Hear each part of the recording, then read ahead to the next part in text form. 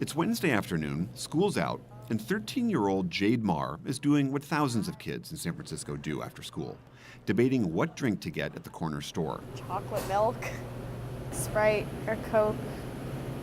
The attempt to try and steer the choices of what kids like Jade drink, really what all Americans drink, has become a big political fight in San Francisco in recent months. That fight broke out in large part because of Jade's own father, San Francisco Supervisor Eric Marr.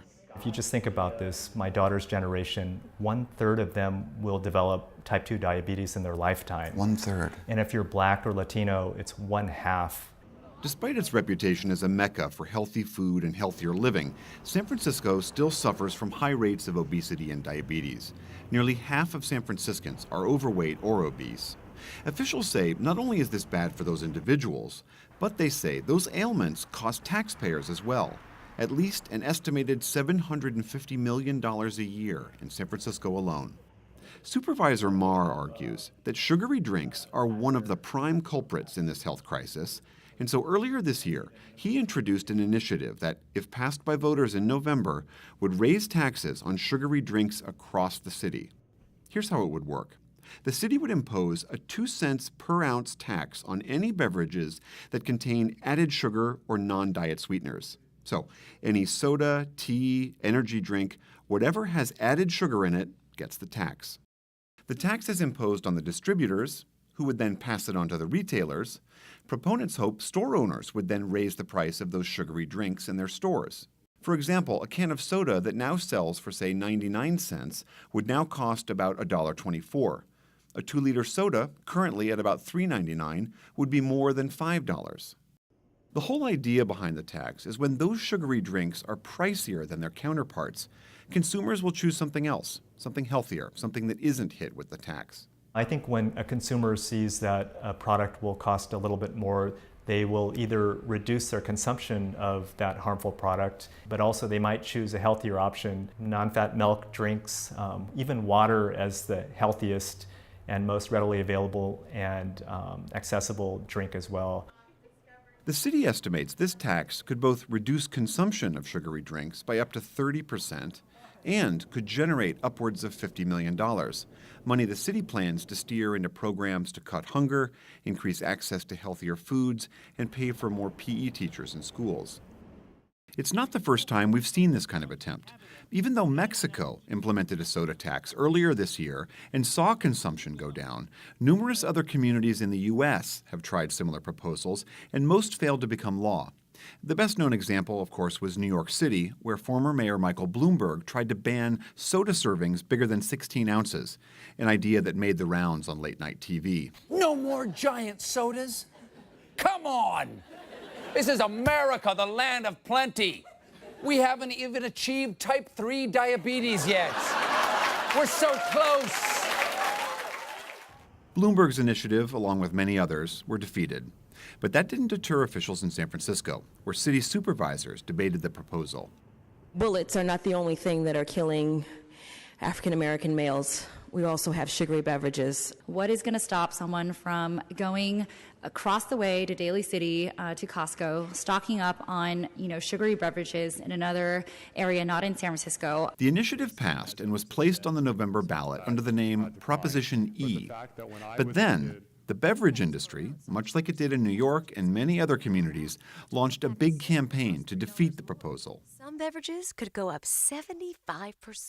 The beverage industry, I think, has tried to do a lot over the years. It's never going to be enough for some people. Karen Hanreddy is helping lead the industry's campaign. She's the policy director for a group called Californians for Food and Beverage Choice. They're an offshoot of the American Beverage Association. Their effort, with posters and billboards and TV ads in 3 languages, all argue that the proposed tax will hurt businesses and hurt consumers. Hanreddy argues that the soft drinks industry has already done a lot for public health, introducing a variety of healthier drinks, putting calorie labels on the fronts of bottles and cans, and last week's big industry-wide pledge to reduce calories in their drinks by 20% over the next decade. We think that, consumers should be able to make the choice for themselves without taxes or regulation trying to influence their behavior. Why a tax? Why not just educate people, show them what a healthy diet, a healthy lifestyle looks like. Isn't that a better approach than taxing a particular product? We've been doing that for a long time. Laura Schmidt from UC San Francisco has been researching public health policy for over 20 years. Though she was consulted by the supervisors who drafted the beverage tax, she says she's not taking a position for or against. A lot of obesity prevention for many years has been trying to educate kids about healthy diet and nutrition. And that does not work? And the evidence shows that over time, you can kind of change kids' attitudes, you can increase their knowledge, but what you don't get are lasting changes in behavior.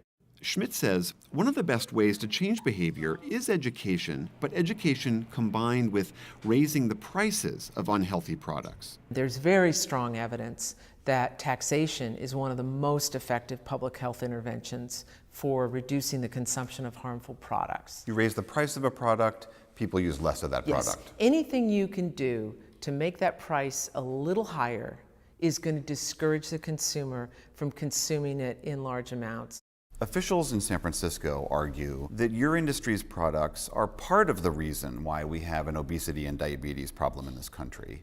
And they argue that taxing those particular products is a way of steering people away from those products and maybe helping the health of everyone. Isn't that the role that government should be playing? Well, it's a dicey road to go down because we definitely have an obesity problem. We have a weight problem in America. There's no denying that. But you can't single out, I think, any one food or beverage and say, aha, that is the culprit. Because again, we have seen a significant decline in consumption of soda, for instance. And while those numbers were declining, obesity rates were going up and diabetes, type 2 diabetes, was also going up. It's true that soda consumption has declined somewhat in recent years, but some of our most popular drinks these days deliver the entire recommended daily amount of sugar in a single container. Some have far more sugar in them.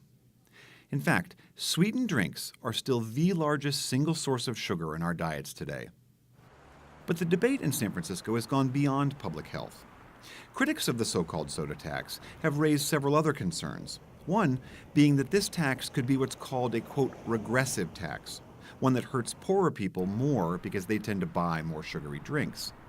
Supporters counter that those communities also disproportionately suffer from chronic health conditions that they say this tax would help address. I look at it this way. I think diabetes and obesity are regressive. They impact most heavily the lowest income and especially communities of color. That is incredibly regressive. Soda tax will help to address that problem of obesity and diabetes in low-income communities. The other concern raised by critics is that the tax will hurt small businesses. The beverage industry's ad campaign features owners of small mom-and-pop businesses all complaining that the tax will hurt their bottom line. Mosa Sadoun, who owns a small grocery store with his brother in San Francisco, says raising the cost of sugary drinks is going to drive customers away. And the amount of tax, 2 cents per ounce is absurd. You're talking about selling a 2-liter Coke for $4.99? That's steep. That's steep. You come from New York, you're going to think I'm ripping you off or I'm crazy. Either one of them. Of course, it's unknown if the tax is even going to pass in the first place. Despite the failure of similar efforts in many other communities, supporters here argue that of all places, Northern California might be the spot where they finally find success at the ballot box.